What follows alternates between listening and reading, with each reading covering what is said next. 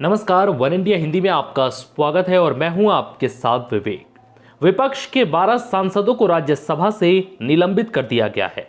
बड़ी बात यह है कि इन सांसदों का निलंबन 1 या 2 दिन के लिए नहीं बल्कि पूरे सत्र के लिए किया गया है, जिसके बाद अब ये सांसद शीतकालीन सत्र में राज्यसभा में नहीं रह सकते।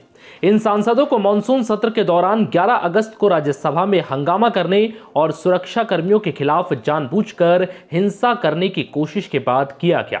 उस दिन हुई घटना पर राज्यसभा के सभापति और उपराष्ट्रपति वेंकैया नायडू ने कहा था कि उस दिन जो कुछ हुआ उसने लोकतंत्र के मंदिर को अपवित्र किया है। इसके बाद नियम 256 के तहत सदस्यों को सत्र के बाकी बचे समय के लिए निलंबित कर दिया गया, जिसके बाद से लोग ये जानना चाह रहे हैं कि नियम 256 क्या है। क्या इसके तहत निलंबित सांसदों का निलंबन वापस नहीं हो सकता? तो आइए जानते हैं इस नियम के बारे में। सबसे पहले आपको बता दें कि संसदीय इतिहास में लोकतंत्र में सबसे बड़ा निलंबन 1989 में हुआ था। सांसद पूर्व प्रधानमंत्री इंदिरा गांधी की हत्या पर ठक्कर कमीशन की रिपोर्ट को संसद में रखे जाने पर हंगामा कर रहे थे। इस दौरान अध्यक्ष ने 63 सांसदों को निलंबित कर दिया था। निलंबित सदस्यों के साथ अन्य 4 सांसद भी बाहर चले गए।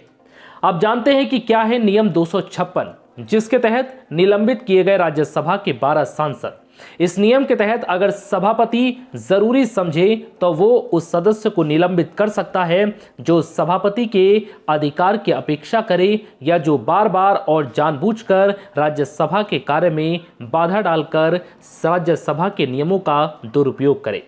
दूसरा, सभापति सदस्य को राज्यसभा की सेवा से ऐसी अवधि तक निलंबित कर सकता है जब तक कि सत्र का अवसान नहीं होता या सत्र के कुछ दिनों तक भी ये लागू रह सकता है। तीसरा, निलंबन होते ही सदस्य को तुरंत बाहर जाना होगा। वहीं नियम 256 के तहत अगर सभापति को लगता है कि किसी सदस्य का व्यवहार घोर अव्यवस्थापूर्ण है तो वो उसे राज्यसभा से चले जाने का निर्देश दे सकता है। यह नियम 256 के तहत निलंबन केवल उसी दिन के लिए लागू रहेगा जिसमें उस सदस्य को सदन से बाहर रहना होगा। अब सवाल यह भी है कि क्या निलंबन वापस नहीं हो सकता? दरअसल निलंबन वापस लिया जा सकता है, लेकिन यह तभी संभव है जब सदस्य अपने बर्ताव के लिए माफी मांगे। अभी भी यही बताया जा रहा है कि जिन 12 राज्यसभा सांसदों को निलंबित किया गया है, अगर वो माफी मांग लेते हैं तो उनका निलंबन वापस किया जा सकता है। फिलहाल इस वीडियो में इतना ही। नमस्कार।